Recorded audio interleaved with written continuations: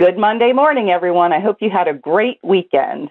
One of the things that Doug and I have been talking about over the past 6 weeks is how lucky we've been to talk to some wonderful people, get some great information, and realize the many things that people are doing to take care of themselves and stay healthy and happy during the coronavirus. So this morning, we're going to do a best of Be Your Best Self. And we're going to talk to some self-advocates and really look at what they're doing to be their best self.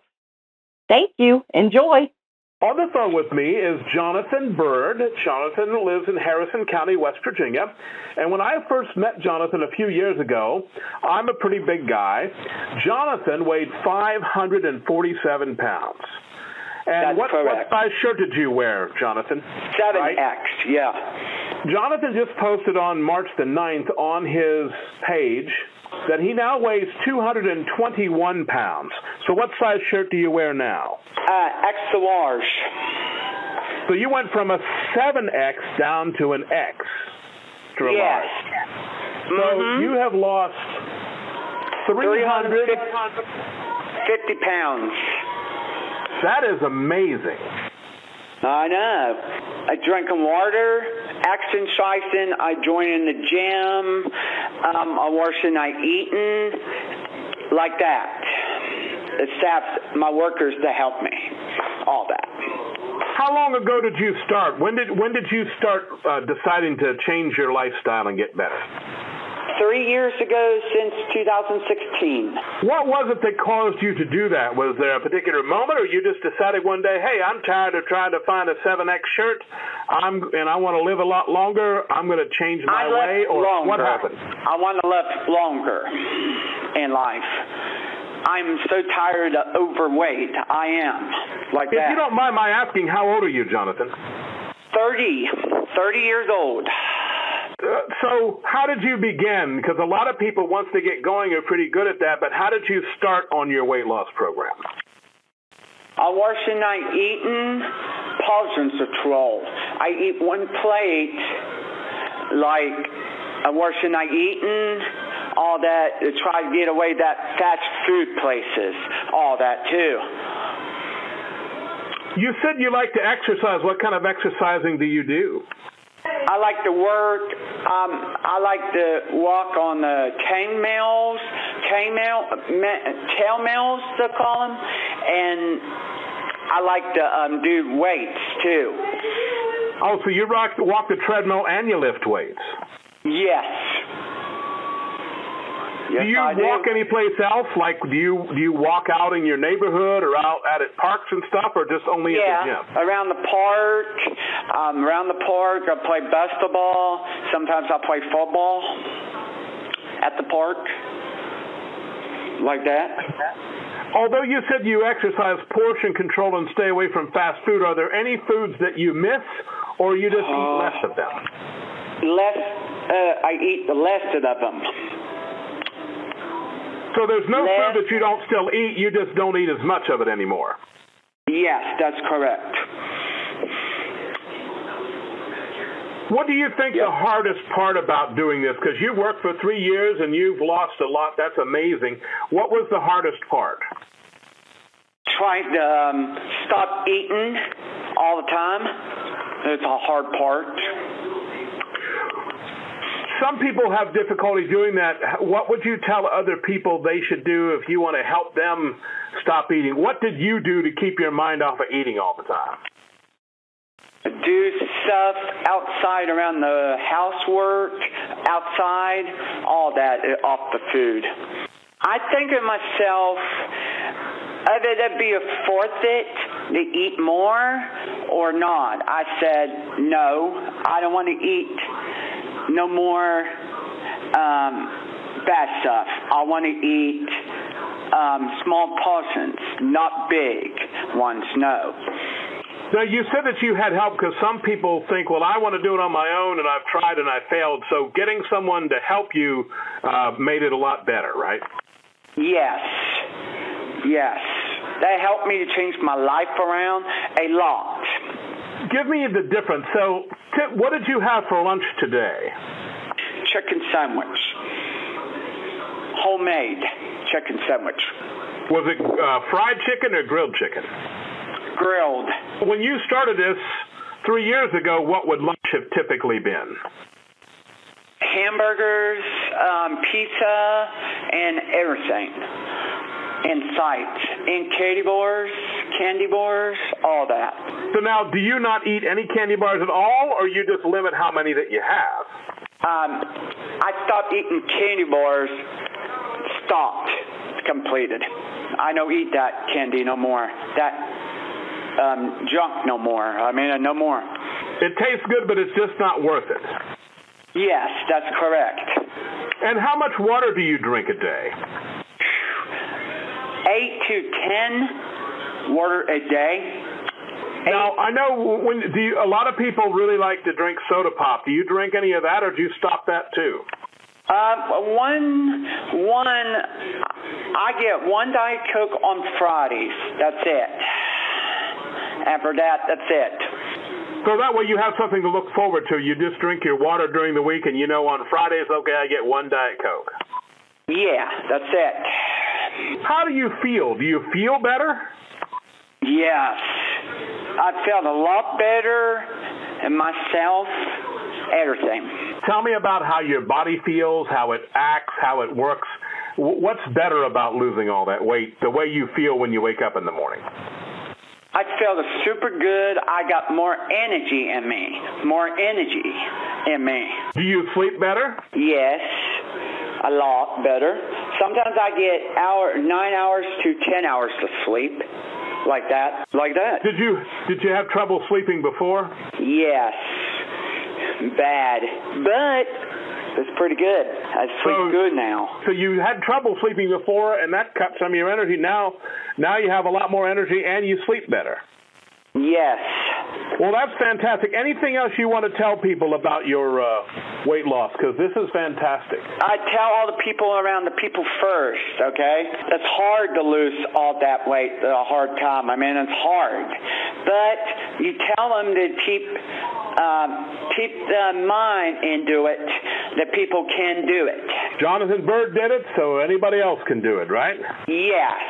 Like all the people first around, like Parkersburg, like Fairmont, Mortartown, Charleston, all that people first things, groups, so call it. All right, well, thank you very much, Jonathan. I appreciate it very much, and congratulations on losing 350 pounds. That's quite remarkable. Thank you. I appreciated it. Well, today our guest is Cody Heston. He is currently president of People First in Marion County, and he's joining us today to talk about different things, including what's going on at the house and other things like that. And so we appreciate you taking time to talk. But before we get into the People First stuff about being president, we like to find out what else is going on. Hey, Cody, thanks for being here. I know you and Doug have talked a little bit, and I was hoping that you'd share some of the things that you've been doing to help take up some time while we're stuck at home a little bit more now. What I've been doing is if it's a nice day, like I know I got a rainy day out here. If it's a nice day, I go outside. Pretty soon we'll be mowing grass. I'll be helping fix with my dad with some mowers. We fix mowers up and try to stay busy outside. That's nice when it's sunny out. What are the kind of things that you're doing when you're inside? Well, this is a fun topic. I play video games. I sometimes practice and have fun on my bass guitar, and I do a little bit of woodwork. When did you start playing the bass, and what was your interest in playing the bass, and how far along are you? I've been playing the bass for 3 months. The first time I really wanted to get into bass was when I first started listening to all these bands, like all these genre of bands like grunge and all that good stuff. And I was just like, wow, I really want to get into bass. I really want to play it. I really want to start playing it. And it's been 3 months, so I had to go buy one. And my friend I work with, he gave me one of his old bass guitars. So I've been practicing on both of them. Are you self-taught or are you taking lessons? As of right now, I'm just playing on the strings, trying to figure all the strings out. pretty soon, like when everything's cools down, I got a free bass guitar lesson, and I'm gonna be playing with the bass guitar at the lessons. Do you have a favorite song? Oh, I got 100 favorite songs. Get a song that you want to play that you're like, all right, that's got a really super cool bass, and that's the first one I want to be able to accomplish to play because it's a cool part. It's from this band called Alice in Chains. It's called Angry Chair. That's one of my very first songs I really want to play on the bass. You mentioned woodworking. Talk a little bit about that. I first, like a couple of months ago, about in March, February, my bad. I just had a good idea because me and my dad started making his own workshop, his little workshop, and I just started thinking, maybe I want to start making signs, like out of wood, like a wood, carving the wood. So for the past couple weeks, month, I started making a Special Olympics sign. I cut out from a piece of paper, picture. I outlined it, and I put it on a piece of wood, and I started using a Dremel, and I started going around where the picture is, and I started painting it. It hit me like I love it. It's one of my new favorite hobbies is doing woodwork now. I got to see the work that you did, and it's very good. Thank you very much. I do appreciate it. This is my very first sign, so there's going to be like 100 more. Well, I look forward to seeing more. What are some other ideas you have? I was going to make a Taco Bell sign. I was going to try to make a sign for people first. Dogs, cats. I honestly, it's far ahead from me, but I got a couple of images I really want to put on the wood sign.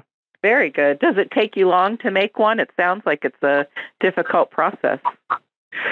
Yes, it takes some time, but it's well worth it. It probably take you a day or two.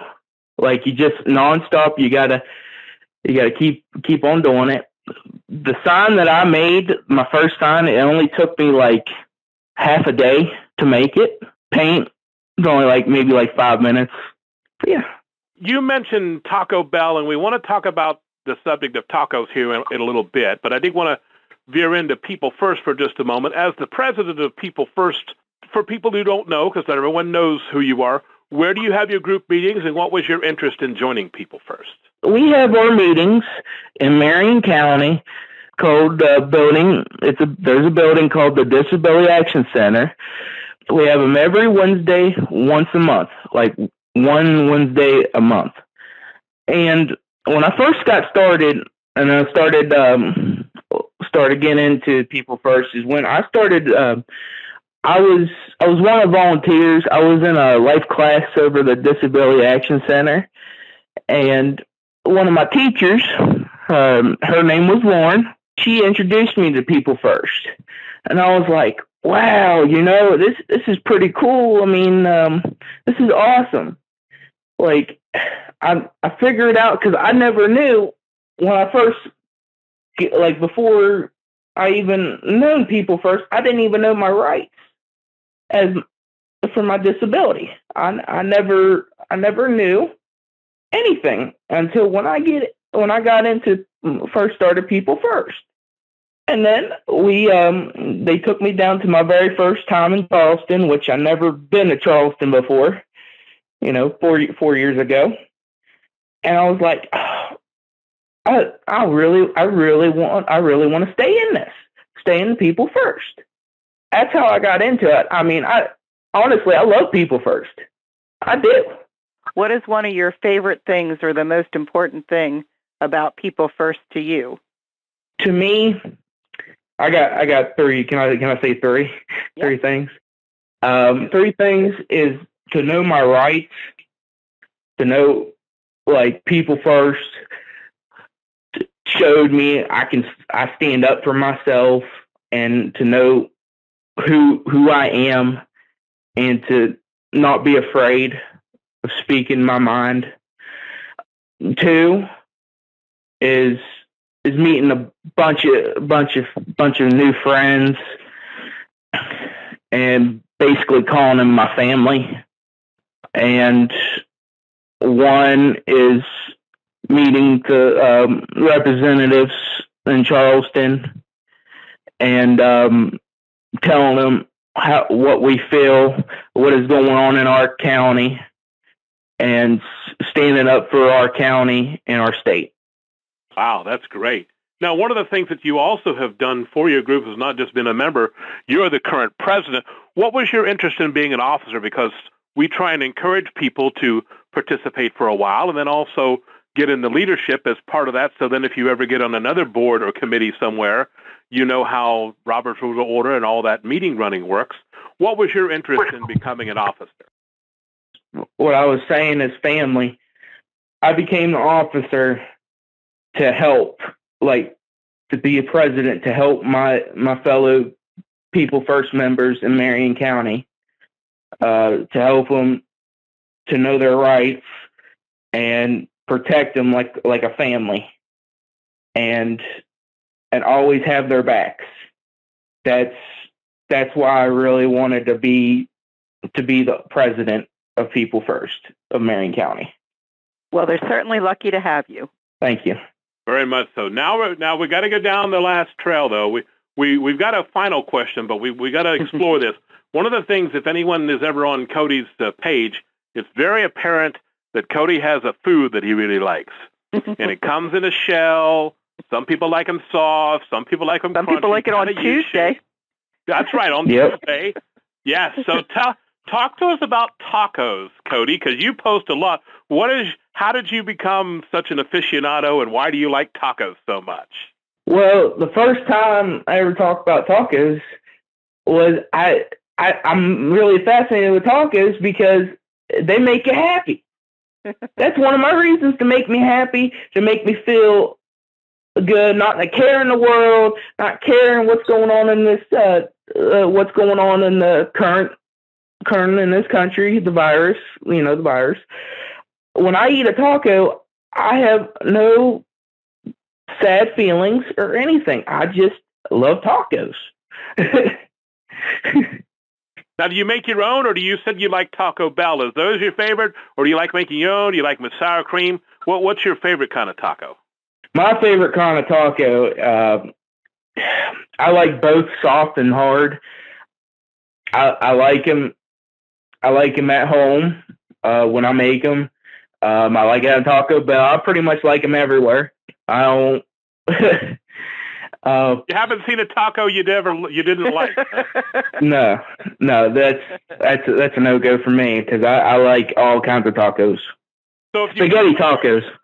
If you keep this leadership stuff going, we can see it now. He'll be, Cody Hesting will be the governor and try and get the legislature to name the taco the official food of the state or something like that if you keep going.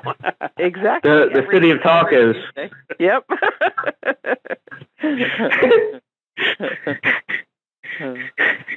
Well, I'm thinking that next time we come to Marion County, that wonderful group that does the food for our meetings, we might have to suggest tacos.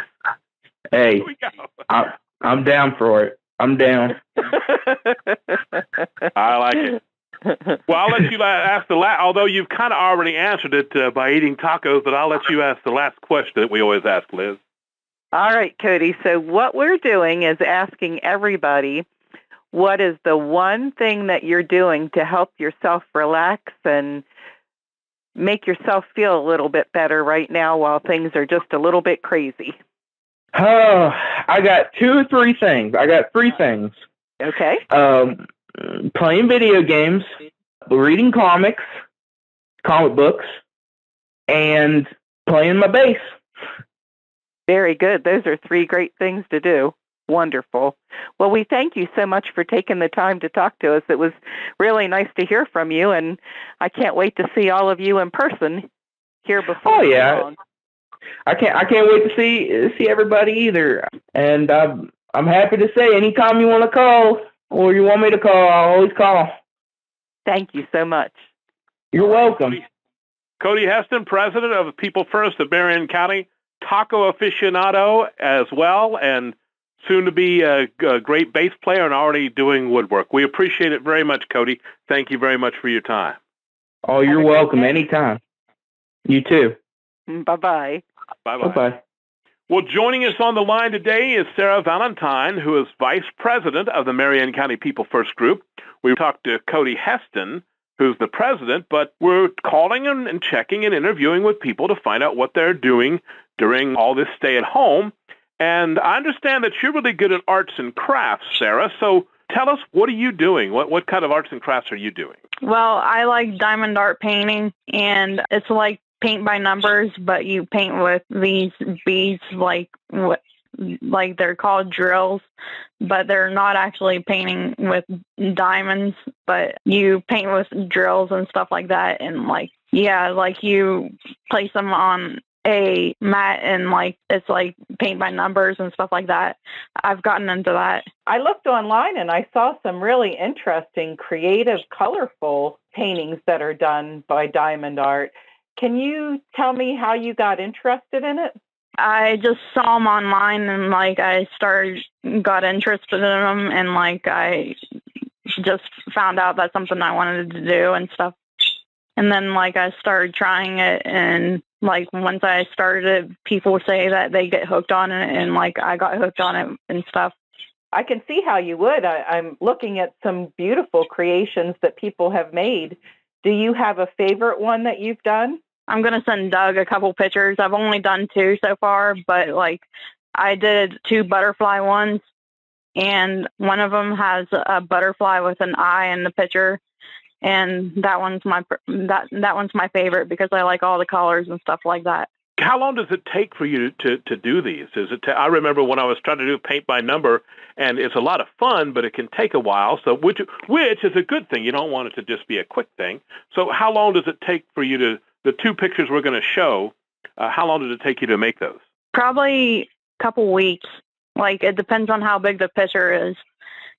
Some people get really crazy and do really, really big pictures, but I don't like to do really big pictures because I don't think I would have the patience to do a big picture like that. But I like to listen to my music while I'm doing it because it relaxes me while I do the painting. And I get lost in listening to my music and stuff like that. So very good. What kind of music do you like? I have a variety on my Spotify. So I listen to Christian music. I listen to anything that has a good beat to it. Mm-hmm. Very good. Now, where did you get the supplies to do this?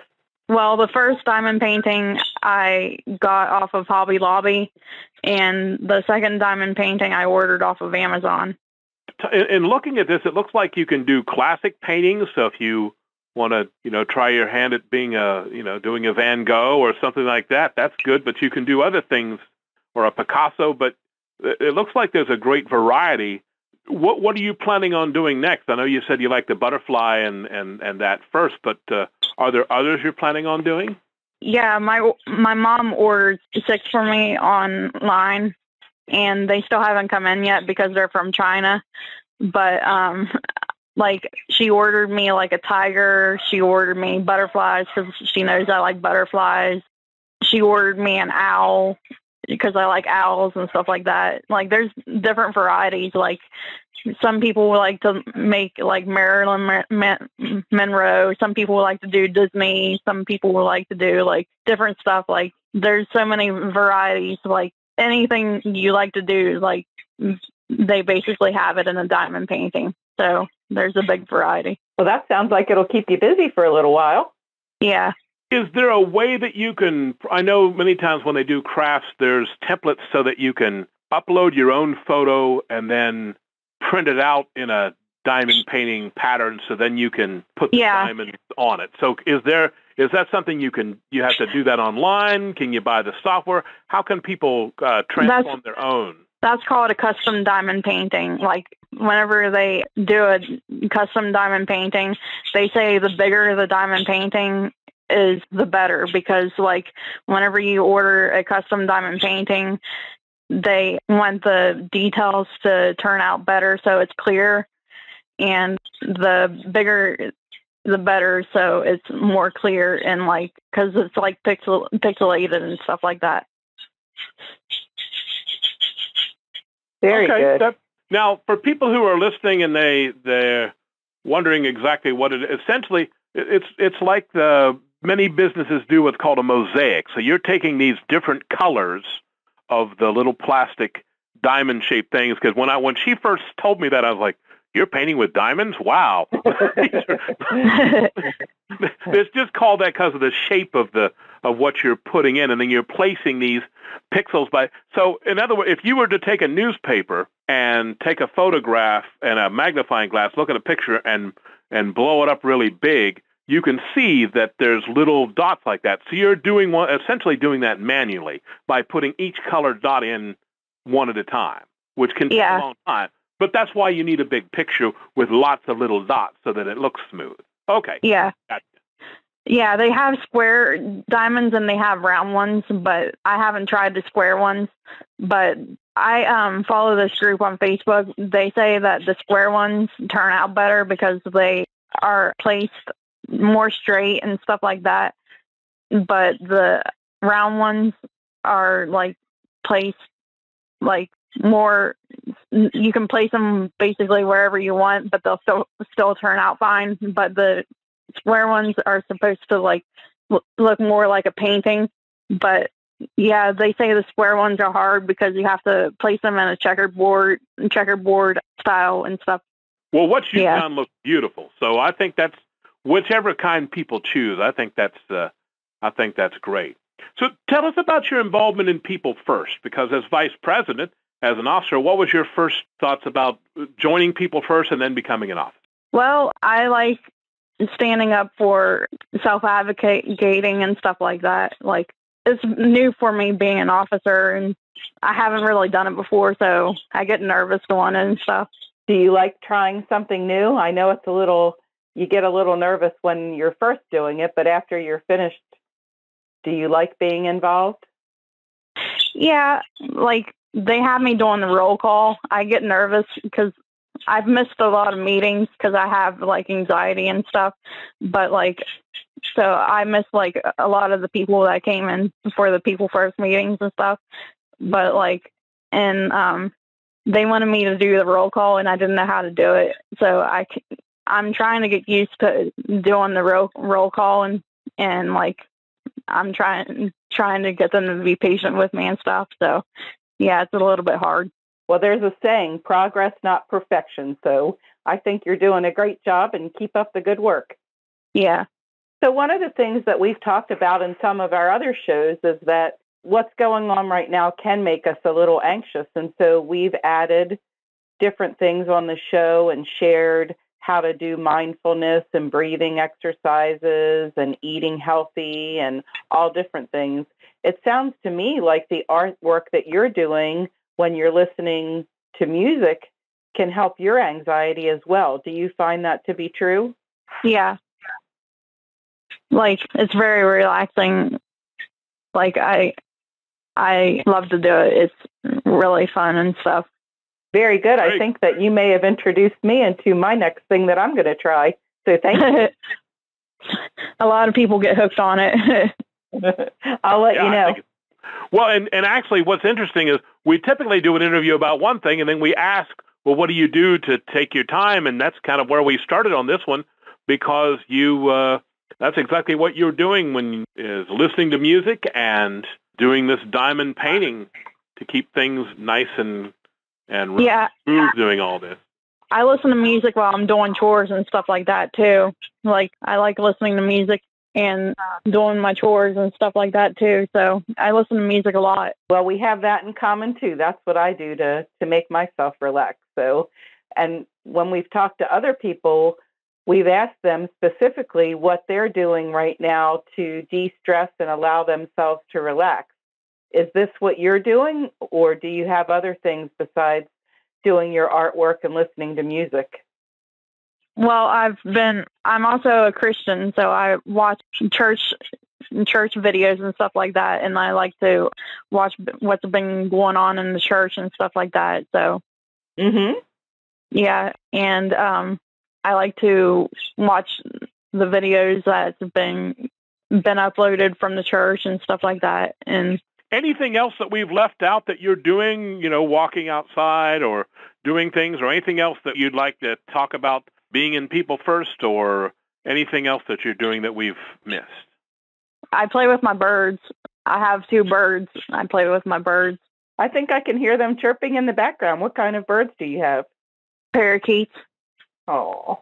Their names are Ben and Jerry. I like it. Well, we are just so glad you were able to talk with us, and it's really cool, all the interesting things that you're doing. We really appreciate it, and we hope that maybe you'll spark some ideas for other people who listen of things that they can do that are fun and that can help relax them as well. Thank you. Thank you. All right. Thank you very much. Bye. Bye.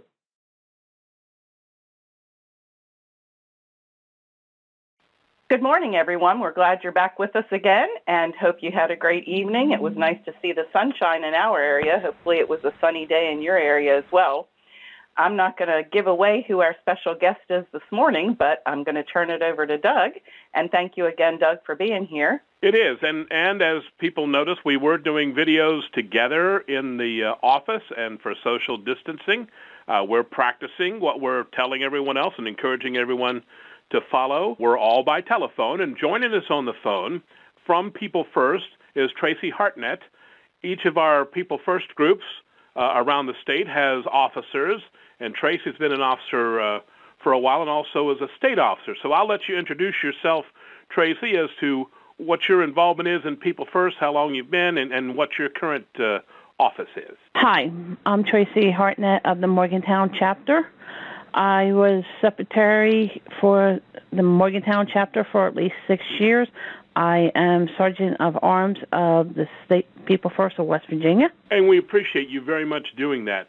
So one of the things that we talk a lot about is contacting lawmakers. Each year we go to Charleston for what's called Disability Advocacy Day, something that the legislature passes, a measure that allows it to be named that, but that's when we congregate and go around and talk to the different lawmakers about what's going on. But you are doing what we encourage lots of people to do and have contacted their lawmakers and built a relationship far in advance. So who have you been in contact with? And we want to find out how that happened and how we can encourage other people to do something similar. So who's the main person that you talk to if you have a legislative question? The one person I mainly talk to is Mr. Senator Roman Procioso. The other one, there are 2 houses. One is Delegate Barbara Fleshire, Delegate Danielle Walker, and Delegate Tim Miley. But I mostly been dealing with Mr. Senator Roman Procioso for about 19 years.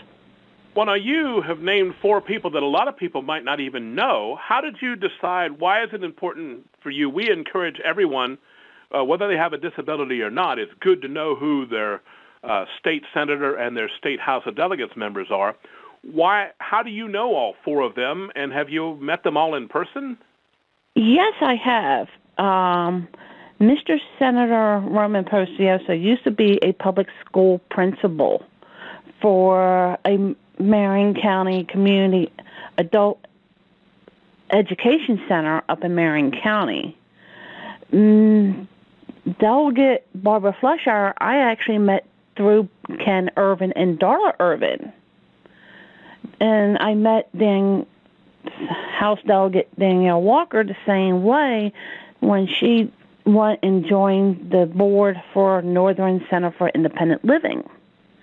And House Delegate Tim Miley, I knew from Mr. Ken Irvin and Darla Irvin. Now, for people who don't know, Darla Irvin is one of our self-advocates, and her husband at that time, he's unfortunately passed away. Ken Irvin did a lot of work with the legislature and responsible for a lot of the work for the Ken Irvin bill. He is a disability advocate that expanded services that can be performed in homes for people with disabilities throughout West Virginia. That was back in 2013. A bill was signed to expand those services. And so he was part of that. And so you got to meet some of the delegates by working through meeting them. Correct. So why do you think it's important to know these folks now as opposed to waiting until Disability Advocacy Day to go to Charleston on that day when everyone else is there, sessions in going on, and you march in and say, hey, Senator, hey, delegate, this is the bill I want passed? Why do you think it's important to build a relationship before that? Because then they would be able to put a face to the issue that they're going to be voting on that's going to deal with the people here in West Virginia. So if we can start now building the relationship with our House delegates and our state senators, even our governor, then when the issues come up and they have to pass them, veto them, or whatever, they would have a face and a story to go along with the issues that are in front of them. Do you meet them at other places? I know you said that Mr. Prezioso was a principal. Have there been other events and activities in places where you have met talked to the other delegates? Do you call them on the phone? How do you keep in touch with them? If they are public meetings, that's how I met House Delegate Barbara Fleshire and Ted Miley. I actually met House Delegate Danielle Walker when she came to a Morgantown People First meeting. So you can invite them to come to your local chapter meetings when we are allowed to have them or whenever they are scheduled. Or you can go out and meet them in town meetings when they do their town hall meetings. Or if you go to church and they're in your congregation, you can go up and say hi to them and start a conversation that way. So it's not all about legislation. They're actual people that have jobs and you want to get to know them. And then when it comes to talking about legislation and you walk in, they're more familiar with you and what's going on. Correct.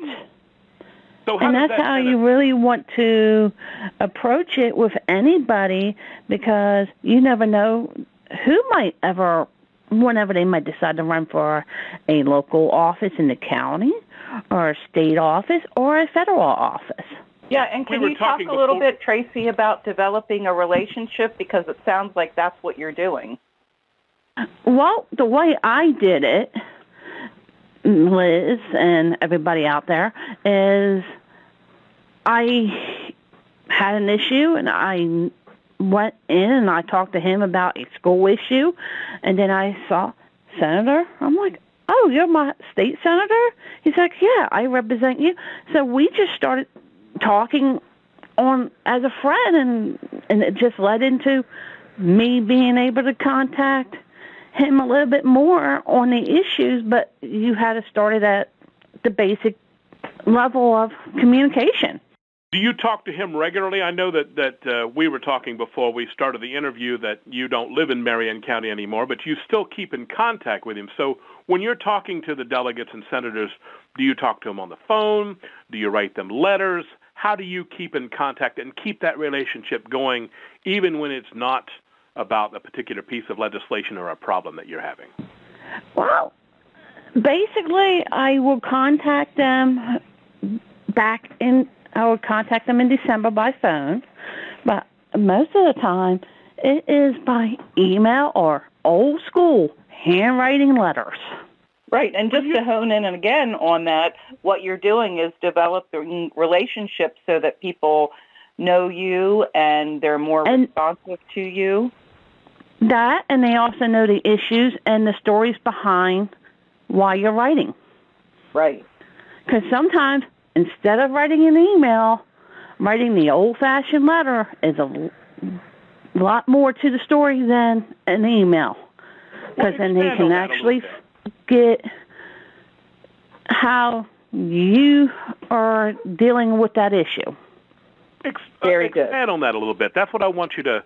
One of the first questions we get is, okay, you tell us to write to our lawmakers. but we don't know what to write. I don't know what to write. So, okay, well, give us an example of what you would put. Here we go. Here's a good example. Everybody's been hearing this in the news lately. The Fairmont General Regional Hospital. I wrote a letter to Mr. Senator Roman Procioso, House Delegate Tim Miley, Barbara Fleischheimer, and Danielle Walker. And I explained to them my personal story with that hospital and my family. That's what these state leaders want. They want our own personal stories, how these issues affect us in our daily lives, in our community, and how they will be beneficiary or non-beneficiary for us. That's for anybody, disability or non-disabled person. So you can write to them as much about we would like you to do something as, well, this is a bad bill, we want you to vote against that. It's not correct. About what you want.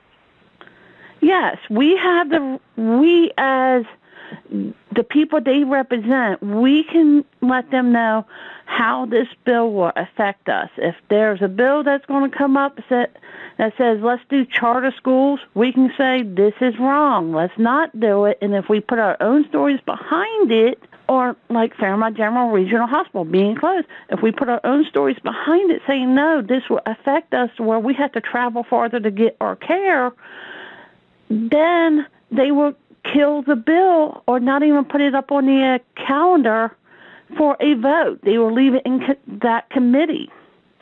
Do you get any follow-up from them? Do they call back and go, hey, thank you for writing that letter or that email so you know that you're having an impact? Because some people, well, I wrote a letter, I never heard back, or, so how do you know that when you write that letter you're getting a good return?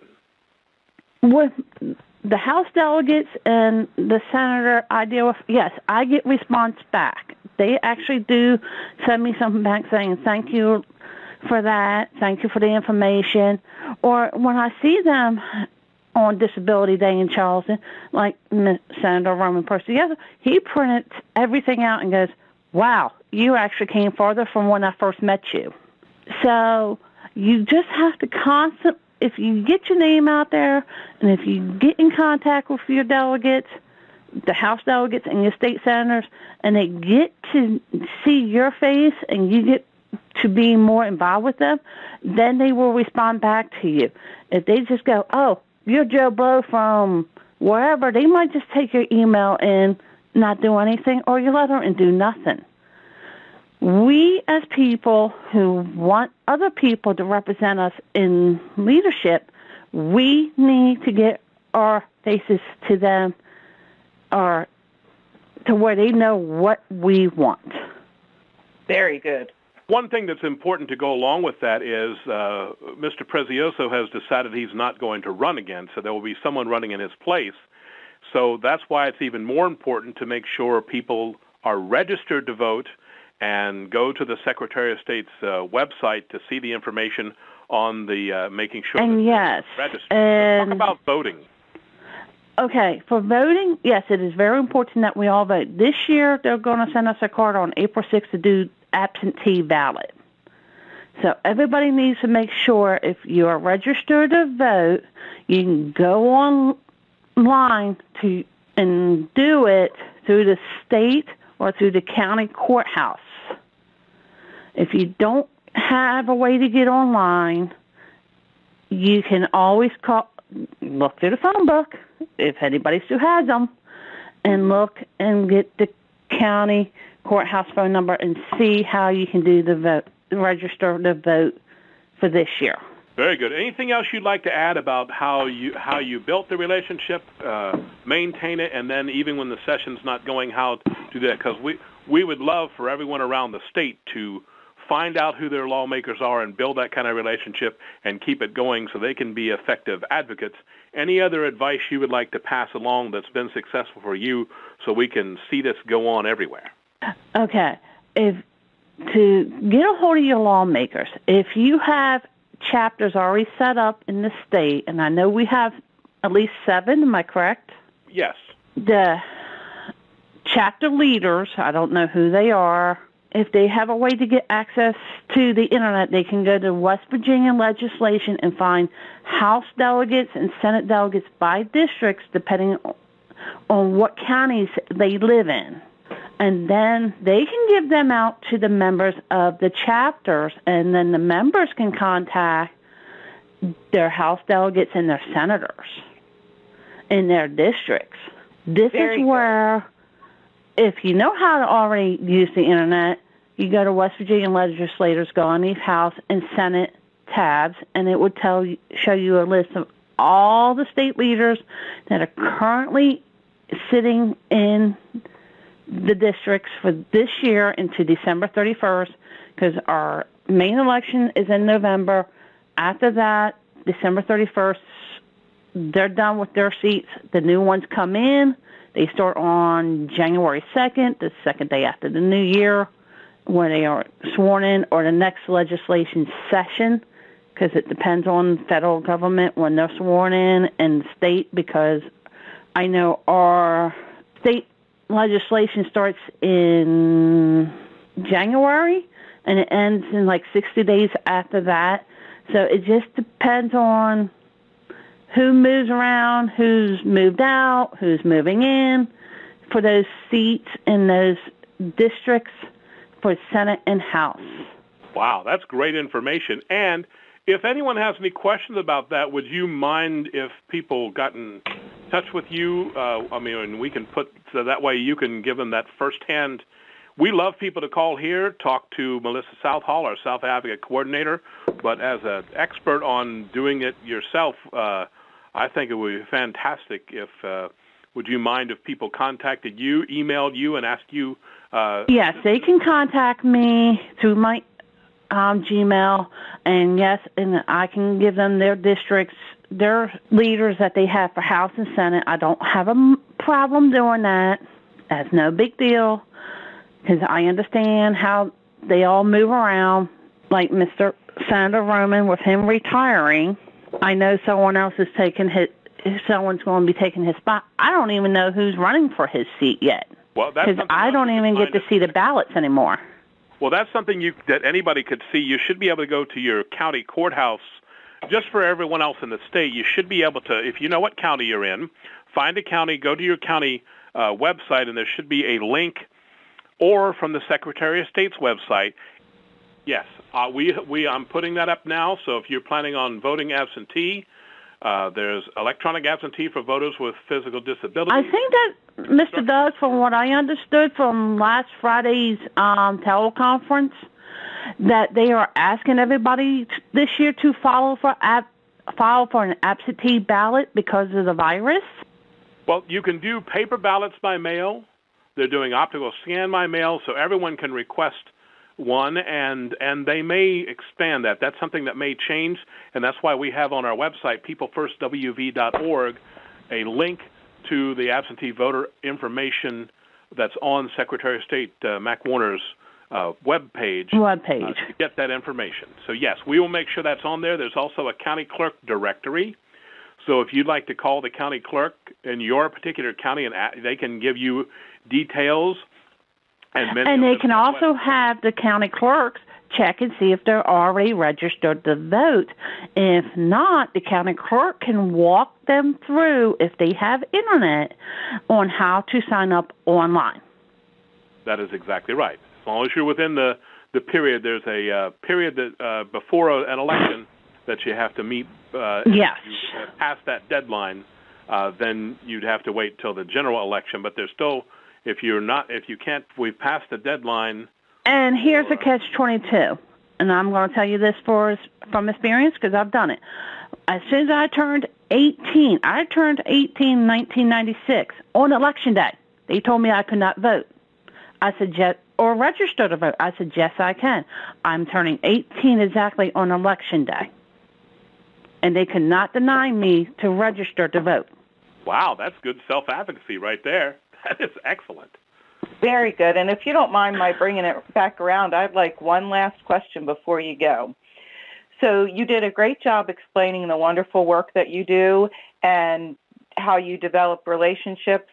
I wondered if you could tell some other groups how they prepare for having someone at their meeting. So, for instance, if you get in touch with your representative.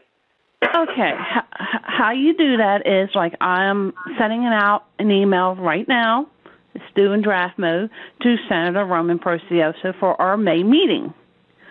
I am asking him, would he like to attend our meeting for May 14th? And I'm explaining him what it is and what kind of questions we're going to have for him. So that's a way that people can invite their delegates and senators to their local chapters. Very good, and that gives him an opportunity to be prepared and get the information together that's important for your group. And obviously, I'm sure you know this because you're doing it very well, it gives your group time to talk about what's important for you as well so that you share appropriate information. Correct. Tracy, you have been a wealth of information and are doing great work, and we appreciate it very much for you taking time out of your day to talk with us about that. That's fantastic. I'm just taking time out of my hobby. Oh, one thing we've been asking, Liz, we don't want to forget. Oh, yeah. During all this time, what have you been doing to kind of take your mind, with all the negative stuff going on and the virus and being stay at home? What are you doing to keep yourself happy and or doing for fun?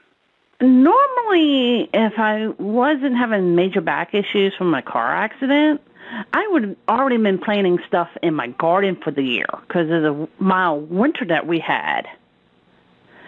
So I'm actually been building houses for my O-gauge layout that I am part of a Clarksburg Train Club.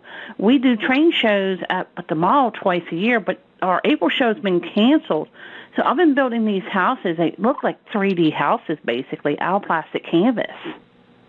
Oh. I have like 30 houses done, but I've been doing them for years. Well, Doug, I think we have another show idea here. Absolutely. Home hobby. Liz, if I put them up in my house, they take up, and I lay them out like a big towel, they take up my whole living room. Wow. Well, if you're okay with it, we might be getting back with you in a week or two to see if you might share some pictures and talk to us more about that. I would take the pictures. I might have to clean a better spot off in my house to do it. Well, if your back's bothering you don't worry about that. Oh, no, I actually got a train room. Oh, wow. Well, we like to see it. And that's why I said I might have to work on cleaning it. Oh, that's okay. If anyone else has a hobby like that, we've been inviting people. If anyone, whether you're a model railroader, you make jewelry, you paint, send us pictures of what you're doing. We love to share with what other people are doing while we're all practicing safe distancing and staying home. Thank you again, Tracy Hartnett, who is with People First of West Virginia as an officer. She's in the Morgantown group and is currently Sergeant at Arms. So thank you very much for being an officer and all your great work. And thanks for taking time to join us today. You're very really welcome. Impressive. Thank you. You're very welcome. All right. Well, that was a wonderful interview with Tracy. We're so impressed with the constant hard work that she does to develop and maintain relationships with her legislators and her willingness to help other people as well. We'd encourage you to look at the resources that we have here and the links to the website for the West Virginia Legislature. And we also have links on things that are important to people right now while they're at home. What did I leave out, Doug? Oh, I think that's it. We will be back on tomorrow. All right. Thanks, everybody. All right. Thank Have you, a great Doug. day. You too. All right, thanks. All right. Bye. Wonderful. Bye. Hey,